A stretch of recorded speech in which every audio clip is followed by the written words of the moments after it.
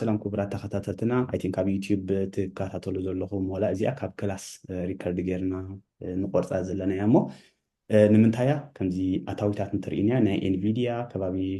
1,100 በፂሓላ ኣብዚ ግዜ እዚ እዚ ከዓ ዓብ ለውጢ ዝገበረ እዩ ኣብቲ ናይ ቴክኖሎጂ ናይ ስቶክ ማርኬት ወይ ከዓ እተን ማግኒፊሰንት ሰብን ወይ ከዓ ዓበይቲ ትካላት ኢልና ንፅውዕ እንደን 7 በዓል ኣፕል በዓል ማይክሮሶፍት ጠርኒፍና ማለት እዩ እዚ ኣታዊታት ናይ ኤንቪድያ ካብ መጠን ንላዕሊ ወይ ከዓ ካብ ዝተፅበነያ ንላዕሊ ኣታዊታት ስለ ዝረኸበት ብሓፈሻ ወላቲ ኤንቪድያ ረቨኒ ወይ ከዓ ኣታዊ ኢልና ንፅውዖ ብሬክዳውን ክንገብሮ ክንፍትን ኢና ወይ ከዓ ኣሕፅራቢና ክንገልፆ ክንፍትን ኢና ማለት እዩ እዚ እቲ ሲኢኦ ወይ ከዓ እቲ ማናጀር እዚ ናይ ኤንቪድያ ወይ ከዓ ኤንቪዲኤ ቲከር ሲምቦል ኢልና ንፅውዖ ማለት እዩ ከም ዝሪኦ ዘለና እዚን ዓበይቲ ትካላት ናይ ዓለምና ዝበሃላ ወይ ከዓ ማግኒፊሰንት ሰቨን ዝበሃላ ኣብ ዝሓለፈ 3 ወርሒ ወይ ከዓ ኣብዛ ዘለና 3 ወርሒ 6 ወርሒ ፀብፃብ ዘምፅኣሉ year on year change ወይ ከዓ ዓመታዊ ለውጢ ዝገበራሉ ካብ ምንታይ እዚ ካብ ኢንካም ወይ ከዓ ኣታዊ ናይ ሓንቲ ትካል ማዕረ ከመይ ለውጢ ከም ዘምፅአ እዩ ማለት እዩ ሕጂ ኤንቪድያ ቤንያ ዘላ ኣብዚ ግዜ እዚ ኣብ ዝሓለፈ ዓመት ርኢና ኢና ዝበለፀ ኢቭን ልዕሊ ቢትኮይን ውፅኢት ዘምፀት ትካል እንተሃለያ ኤንቪድያ ስለምንታይ ኤንቪድያ ኣብዚ ግዜ እዚ ኸ ንምንታይ ኣብ ሓንቲ መዓልቲ 15% ወሲኻ 10 for 1 ወይ ከዓ 10 ንሓደ ستوك سبليت غير علامو سلازي إت سبليت كأنت يمثل على تكندي خنعنا سبليت كوين تمغيلك مثلا كان ريحان فتينا سنة مكتاب سو بقدر ميت كجمرو لكم يبزي معناته تأمري إزي ملكت غير لكم للخو كنسرا لكم يليه على 10 شو مونته ورح سلسته كتشحن عسران شو الساعة شو 3 شيء نيران انت بركي مع عسيك كتشحن عسران حجي خندي مع سالن كتشحن عسران 4 مليون أوشتي 4 عامات شو الساعة شو دوافر كاس شحن سوسان 4 كوين الكلام كم زي عينة وسعيد أب ستوك ماركت كترهوا قال لي نجار يكون انفيديا جنس سلم انتهي 5 كوين نزل مجمريا ايرنين ويك اتاوني حنت تكال مفلات ازي قداسي ام انت عينة ماركت يا زلا مايكرو ايكونومكس صلوا خالي حفشا بوزيت نجارات صلوا خالي تكاندي كصلوا زخل جن اتاوتاتاي اتاوتاتا بعصفتاتي وسخ انتاليو كم ذا قدينا خريص احنا بزي كتميتن سوسان كلتن ميتاوت كتوسخ كلا بنصارو تسلا جن شمونته نتو شوعته مئتاوت يقنيسا imagine ترى اي فلتني نابا كلوز زلا ويك از قربت زلا متا ويك على فيسبوك إلا نسوعه 20 شوعته مئتاوت راي كتوسخ كلا نتا اتاو مالتي ربني اذا تكالزي اجن كتميتن سوسان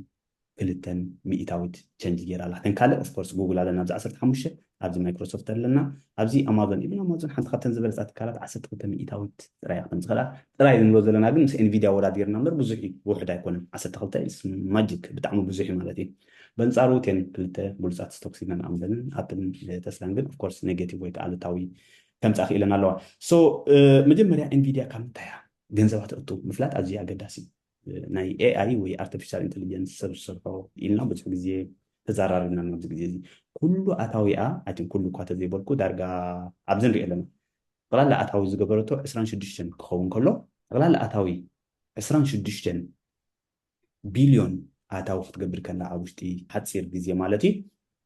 እቲ 22.6 ቢልዮን ካብ ምንታይ ዝመፀ እዩ ካብ ዳታ ሴንተር ማለት እዩ ዳታ ሴንተር ክገልፆ ተዝኸውን ነይረ ብቕል ዝበለና ኣሁ ማለት እዩ ከምዚ መጽሐፍቲ ለና ንብሎ መጽሐፍቲ ኣብን ረኽቦ ኣብ ላይብረሪ ኢና ንረኽቦ ላይብረሪ ኩሉ መጽሐፍቲ ዝተዓሸገ ሎ ብደገ ክትረኽቦ ዘይትኽእል ብሓፈሻት ላይብረሪ ቦታ ናይ መጽሐፍቲ እዚ ንጥቀመሉ ዘለና ኩሉ ዳታ ናትና ኢንፎርሜሽን ንዓበይቲ ትካላት ዝጥቀማሉ ኣሎ ስእልታት ክንቐምጠሉ ትኮይና ምንታይ ዝቕመጥ ኣብ ኢንተርኔት ጥራይ ንፈልጥ ብሓፈሻ ግን እዚ ዳታ ሴንተር ዝበሃል ክላውድ ናይ ጉግል ድዩ ናይ ማይክሮሶፍት ኣዙር ድዩ ናይ ኣማዞን ዌብ ድዩ ብሓፈሻ ኩለን ዳታ ሴንተር ናይ ኣማዞን ናይ ኤንቪዲያ ጥቀማ እየን ስለዚ ኤንቪዲያ ኣታዊታቶም ካብ በዓል ማይክሮሶፍት ካብ በዓል ጉግል ካብዘን ዓበይቲ ትካላት ኢልና ንኣምለነ ካብአን እዮም ኣታዊታታ ማለት እዩ ኦፍኮርስ ንእሽተይ ኣታዊታት ኣልዋ ጂፒዩ ናይ በዓል ጌሚንግ ክኸውን ይኽእል እዩ ናይ መካይን ዝህብዎም ጂፒዩ ክኸውን ይኽእል እዩ ገለገለ ኣታዊታት ኣለዋ እቲ 22 ቢልዮን ግን ካብዚ ዝመፅእ ዘሎ ሕጂ ስለምንታይ ደኣ ኣብ ሓፂር ግዜ ክንዚ ለውጢ ዘምፀት ወይ ከዓ 15 ሚእታዊት ዝሓለፈ ኣታዊት ኣምፅያ ክንብል ንኽእል ኢና እቲ ቀንዲ እንታይ እዩ ረቨኒው 18 ሚእታዊት ኳርተር ቱ ኳርተር ማለት ኣብ ውሽጢ 3 ወርሒ ብ18 ሚእታዊት ወሲኻ 22 ዝነበረ 26 ኣታዊ ከም ዘለዋ ሓበሬታ ሂቦም ወይ ከዓ ፀብፃብ ሂቦምና እዚ ክወዳደር ከሎ ወይ ከዓ ኮስት ኦፍ ረቨኒው እናስተምሃርና ኣብዚ ክላስ ሕጂ ወፃኢታት ክንደይ ወፃኢታት ገይሮም ክንሪኦ ከለና 5.6 እዮም ወፃኢታት ገይሮም ስለዚ ናቶም ግሮስ ፕሮፊት ክንደይ ኮይኑ ኣሎ 20 ቢልዮን ማለት እዩ 20 ቢልዮን ግሮስ ፕሮፊት ናይ ሰራሕተኛ ይከፈሉና ኣለዉ ናይ ታክሲ ይከፈሉና ኣለዉ ብሓፈሻ 20 ቢልዮን እዚ 20 ቢልዮን ዝተመቕሎ 26 ዝረብሖ 20 ዝተመቕሎ 26 ዝረብሖ 100 ተጌርና ከዓ እቲ ግሮስ ፕሮፊት ማርጅን ኢልና ንፅውዖ ኣብዚ ለኩም ክዕብየልኩም እዩ 78% እንታይ ለፀኒሐ ቀዲመ ሜቢ ቶም ዩቲብ ዘለኹም ካይ ይስማዕኩምንን ሓንቲ ትካል ልዕሊ 15% እዚ ግሮስ ፕሮፊት ማርጅን እንተሃልይዋ ፅቡቅ ኢልና ነርና ልዕሊ 15% እዚ ግን ዳርጋ 100% ቀሪቡ ኣሎ ማለት እዩ ማጂክ ኦኬ ስለዚ ናይ ሰራሕተኛታት ናይ ካልእ ነገራታት ኦፐሬቲንግ ኤክስፐንስስ ኢልና ንፅውዖ ወፃኢታት ምስ ገበረት ከዓ ክንደይ ተሪክዋ ገንዘብ 16.9 ቢልዮን ፕሮፊት ኢን ኦፐሬቲንግ ጌራ ኣላ ወይ ከዓ ናይ ኦፐሬሽን ኢልና ንፅውዖ ማለት እዩ ኦፍኮርስ እዚ ካብዚ ምስ ጉደልናዮ እዚ 20 ዝነበረ ዝጎደሎ ናይ ሰራሕተኛታት ናይ ሳላሪ ደሞዝ ድዩ ናይ ዝተፈላለየ ምስ ከፈለት ናይ ኤሌክትሪክ ናይ ዝተፈላለየ ምስ ከፈለት ስቲል 16 ቢልዮን ኣብ 3 ወርሒ እዚ this is crazy ኣብ 3 ወርሒ ማለት እዩ እዚ ማለት ከዓ ኦፍኮርስ 16.9 ዝተመቕሎ 26 ዝረብሖ 100 ምስ ገበርናዮ ፕሮፊት ኦፐሬቲንግ ፕሮፊት ማርጅን 65 ኮይኑ ኣሎ ካብ 75 እዚ እንታይ እዩ ናይ ሰራሕተኛ ምስ ከፈረት ናይ ኩሉ ናይ ታክስን ናይ ቀረፅ ንብሎ ማለት ታክስ ጥራይ ጎዲልዋ ኣሎ ኣብዚ ግዜ እዚ ማለት ስለዚ ናቱ ወፃኢታት ምስ ገበረትከ ክንደይ ኣታዊ ጠቕላላ ዝገበረቶ ፕሮፊት ወይ ከዓ ኢንካም ከባቢ 15 ቢልዮን ኣለኩም ቁፅሪ ክንሪኦ ንኽእል ኢና እዚ ከዓ ብዓይኒ ማርጅን ወይ ከዓ ብምእታዊት ክንሪኦ ከለና ምስ ፕሮፊት ምስቲ ኣታዊታታ ኣቢልና ማለት እዩ 14.9 ማለት ከባቢ 15 ዝጎደሎ 26 ቢልዮን ረቨኒው ዝተመቕሎ ምስ ገበርናዮ ብ100 ምስ ኣርባዕናዮ ልዕሊ 50 ሚእታዊት which is 57% 57 ሚእታዊት ማርጅን ነት ፕሮፊት ኣታዊት ክትረክብ በቂዓ እዚ ማጂክ እዩ ኣብ ስቶክ ማርኬት ኣደኑ ኣነ ብዙሕ ግዜ ኣለኹ ርኤ ይፈልጥኒ ከም ሰዓት ኣታዊ ክትገብር ትኽእል ትካል ማለት እዩ ስለምንታይ እዚ ኣርቲፊሻል ኢንተሊጀንስ ወይ ከዓ ኤኣይ ኢልና ንፅውዖ ዝበዝሐ ዳታ ሰንተር እዚኣ ትሕዞ ኣለዋ ከም በዓል ኤኤምዲ ኢልና ብዙሕ ግዜ ተዘራሪብና ኣለና ብሓፈሻ ግን 1.5 ካብቲ ረቨኒ ወይ ከዓ ኣታዊ ተፀቢንያ ዝነበርና ካብ ተፀቢንያ ዝነበርናስ ብ1.5 ቢልዮን ተወሳኺ ከተእቱ ክኢላ ማለት እዩ ኦፍኮርስ ዝገሊፅና ኢና እቲ ኢፒኤስ ወይ ከዓ ኤርኒንግ ፐር ሼር ንብሎ ዘለና 5.8 ዲ ገለ ተፀቢዮሞ ዝነበሩ ኢፒኤስ ማለት ከዓ ክንደይ ኣታዊ ከም ዘምፅእ ኤርኒንግ ፐር ሼር ጠቕላላ ዝረኸብዎ ገንዘብ ብዘለዎም ብርክታት ኣውትስታንዲንግ ሼርስ ዝመቐልዎ 6 መፅኡ ኢሎም ኣሎ ኢፒኤስ እዚ ከዓ ማጂክ ይሰሎ ብጣዕሚ ልዑል ማለት እዩ ኦፍኮርስ ዲቪደንድ ከዓ ውሕድ እዩ ዲቪደንድ ግን ስቲል ብ150% ክውስኽ ተራእዩ ስቲል ናቶም ብሕጂ ከማን ኤክስትሪም ጀኹም ከይድና ኣብ ዝመፅሉ 3 ወርሒ ወይ ከዓ ኪው ኢልና ንፅውዖ 20 ኣብ ዝለኩም ማለት እዩ ጋይዳንስ መምርሕካ ይህቡ እዮም ኣብ 9 ግዜ 28 ቢልዮን ክገብርዎ ትፅቢት ኣለዎም 28 ካብ 26 ናብ 28 ቢልዮን ክውስኹ ከም ዝኾኑ ወይ ከዓ ብሓፂሩስ ጠለብ ከም ዘለዎ ይሕብር ኣለዎ ብዚ ማለት እዩ ሕጂ ከም ዝበልኩኹም ብምእታዊት ዕብየት እዩ ኣገዳሲ ክንደይ ኣታዊ ምፅያ ወይ ክንደይ ፕሮፊት ኣለዋ ኦፍኮርስ ኣገዳሲ እዩ ግን ማዕረ ክንደይ ይዓብሎ ናታ ቢዝነስ ሞዴል ምፍላጥ ኣዝዩ ኣገዳሲ እዩ እንተዘይተጋግየ ዳታ ሰንተር ዳርጋ 92 ሚእታዊት ማርኬት ተቋፃፂራቶ ዘላ እዚኣ ኤንቪዲያ እያ ምስኣ ተወዳደርትስ ዳርጋ የለዋን ቴሌፎን ኣይፎን ኣሎ ሳምሱንግ ኣሎ ተወዳደርቲ ኣለዎም ካልእ ማለት እዩ እዚኦም ግን ተወዳደርቲ ዳርጋ ተሳኢኖም 92 ሚእታዊት ንሶም ተቆፃፂሮም ከም ዘለዎ ዘርእየና ዘሎ ብምእታዊት ክንሪኦ ከለና ኣብዚ ናይ 2021 ናይ ኪ4 መወዳእታ ክንሪኦ ከለና 1.9 ዝነበረ ሚልዮን ማለት እዩ 1.9 ቢልዮን ዝነበረ ኣብዚ ግዜ እዚ ግን ርኢዎ ማዕረ ከመይ ዓብዪ ንሪእዎ ካብዚኣ ንእሽተይ ዝነበረት ኣታዊኦም ካብ ጌሚንግ ዝነበረ ጂፒዩ ኣብዚ ግዜ እዚ ግን ካብ ዳታ ሰንተር ምዝ ናይ ኣርቲፊሻል ኢንተሊጀንስ ቡም ኮይንዎ ዘሎ ሰማይ ተሰቂሉ ኣታዊታቱ ከዓ ብኡ መጠን ላዕሊ ክውስኽ በቂዑ ከም ዝሪኦ ዘለና ኣታዊታቱ ካብ መን የምፅዎ ካብ በዓል ማይክሮሶፍት ካብ በዓል ጉግል ካብ በዓል ኣማዞን ካብተን ዓበይቲ ትካላት ናይ ዓለምና ሕጂ ኣብዚ ንእሽተይ ሪስክ ክንወስድ ኣለና ኣብዚኣ ጥራይ ኣብ ኢንቪድያ ጥራይ ዋፊርና ፀኒሕና ከቢድ እዩ ቀሊል ነገር ኣይኮነን ብክልተ ነገራት እየ ዘፍራሐካ ናይ ኢንቪድያ ማለት እዩ ማዕረ ከምዚ ዕብየት ሳስቴይነብል ክኸውን ወይ ከዓ ክቅፅል ኢልካ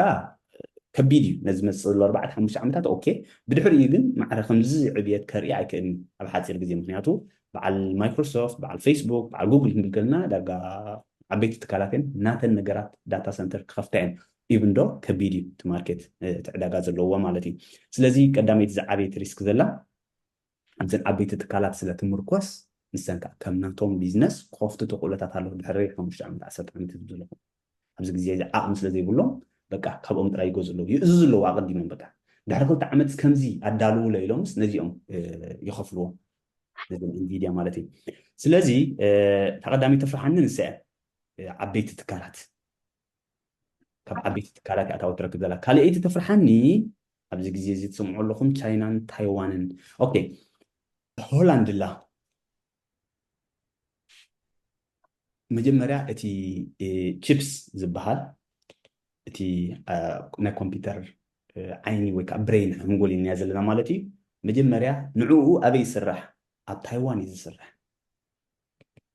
تي جي بي نقول لنا أب تايوان يسرح أوكي أب تايوان سلسرح تايوان تشاينا أنت تقاط أزيراتا مش كنت تسلسل مع سمعني لنا أنت كقات مو يخيل زفوت أسري له أوكي هذا نسيو ካልአይቲ እዛ ናይ ሆላንድ ዝብለኩም ዘለኹ ነቲ ችፕስ ንመስርሒ ናብ ታይዋን ዝሸጡ ለኻ መን እዩ እዞም ናይ ሆላንድ ዘለዉ ትካል እዩ ሓንቲ ትካል ነዚ ዓለም ሙሉእ ተቆፃፂራተላ ማለት እዩ እዛ ናይ ሆላንድ ትካል ዝብለኩም ዘለኹ ንሳ ተጠፊኣ ኦፍኮርስ ካበይ ከምፅዎ እዮም ታይዋን እዚኦም ከምፅዎ ተዘይኩ ኢሎም ከም በዓል ኤንቪዲያ ኤኤምዲ ኣብ ሪስክ ይኣትው ኣለዎ ማለት እዩ ሕጂ ኣብ ናይ ቻይና ናይ ኣሜሪካን ዘሎ ባእሲ ዓብ ፅልዋ ክገብረሉ ትፅቢት ኣለዎ ማለት እዩ ዓብ ፅልዋ ክገብረሉ ክእል እዩ ኦፍኮርስ ንክትሰርሑ ከዓ ከቢድ እዩ ነታ ሓንቲ ማኑፋክቸረር ወይ ከዓ ንመስርሒ ማለት እዩ እታ መስርሒት እያ እዚኣ ናይ ሆላንድ ላ ዘለና ችፕስ መስርሒት ክቡር እዩ ሚልዮናት ንሓንቲ ትሸጥ ማለት እዩ ነታ ና ታይዋን ክሸጡላ ጥራይ ክቡር ስለ ዝኾነ እታ ናይ ታይዋን ከዓ ኦፍኮርስ ክቡር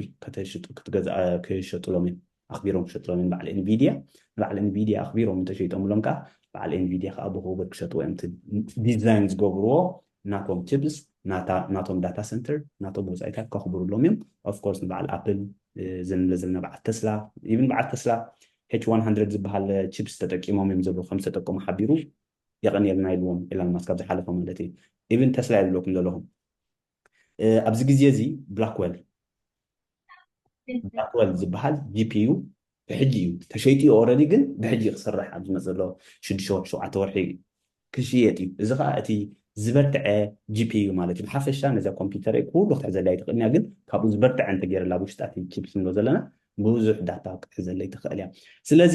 ኩሉ ዓለምና ዳርጋ ኣብዚ እዩ ተፀልዩ ዘሎ እዚ ኣርቲፊሻል ኢንተሊጀንስ ንብሎ ዘለና ትሬኒን ንክገብርሉ ከም በዓል ኦፕን ኤኣይ እዚ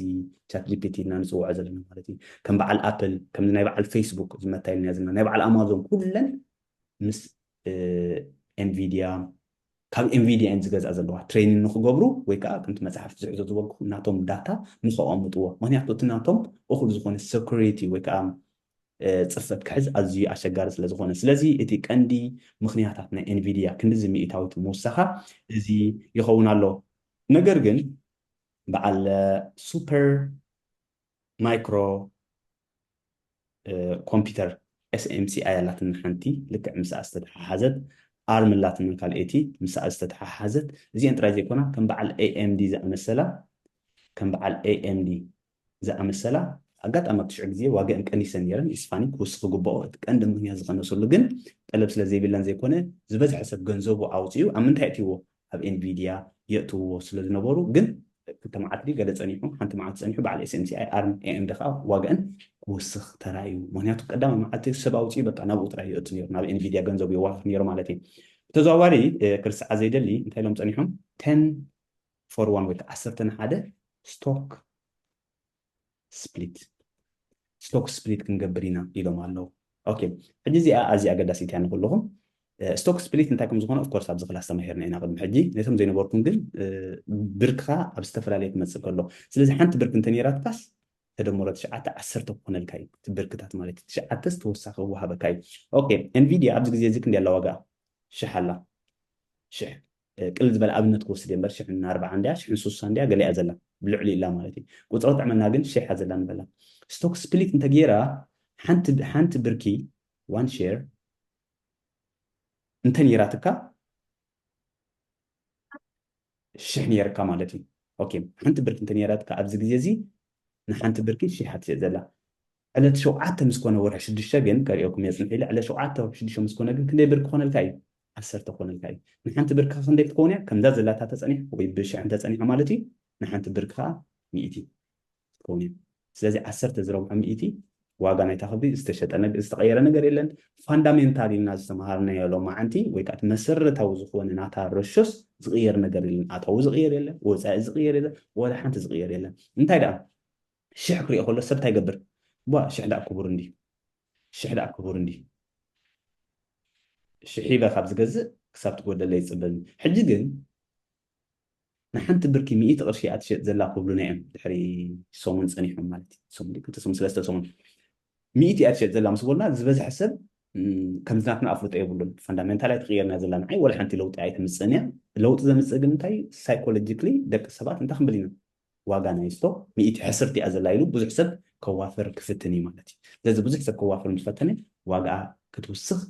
تثبيت قبرلا بحافش شاءتي ستوك ماركت زفلت وي فاندامنتال زفلت سبقن ولا حنت لو دخن زي ما سلازي فلته تزوافر وافير صديقهم زي وافر كاي وافرني بحج مالتي جنرالي جن واغا ماي انفيديا كوسخ دي اي وسخ نغصالي اي ثينك نيش كوركشن كغبر خدي ما ارم تامبر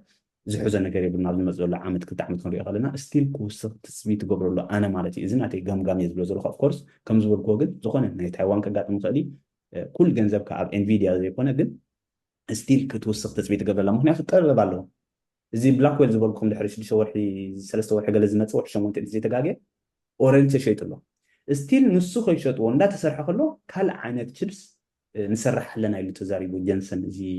ሓላፊኦም ናይ ዝብ ዘሎ ሲኢኦ ዝበልኒ ማለት እዩ ስቲል ንሱ ከይተወደስ ካልእ ችፕስ ካብኡ ዝበርትዐ ዝቐልጠፈ ዝሓየለ ብዙሕ ክሕዝ ዝኽእል ክሰርሑ ጀሚሮም ኣለዉ ኣብዚ ግዜ እዚ ማለት ስለዚ እንታይ ለውጢ ክገብረላ እዩ ዋጋ ክትውስኽ እያ ኦፍኮርስ ክትቅንስ እያ 1000 ዝነበረ 100 ክትከውን እያ 100 ገለን ማለት እዩ ሓንቲ ሼር ዝነበረትካ 10 ሼር ክኾነልካ እዩ ሼር ተነርካ ፍርቂ ሼር ተነርካ ኦፍኮርስ 5 ሼር ክኾነልካ እያ ማለት እዩ ኢቭን 0.1 ሼር እንተነርካ ናይ 100 ቅርሺ እንተነርካ ሓንቲ ሼር ኮይናትልካ ኣብዚ ግዜ እዚ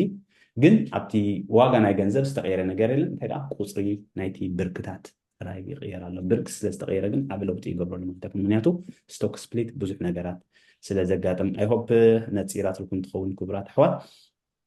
ሶያ ናብ ሕቶን መልስን ክንከይድ እሞ እዚኣ ናይ ዩቲብ ዘለዎ ግን ቪድዮ ሪከርድ ገበረሎም ካብዚኣ ክቆርፀ እየ ሕቶት ኣለኩም ናብ ዩቲብ ዘለኹም ኣብቲ ናይ ኮመንት ሴክሽን ክትገድፍዎ ትኽእሉ ኢኹም የቐኒየለይ ክቡራት ኣሕዋት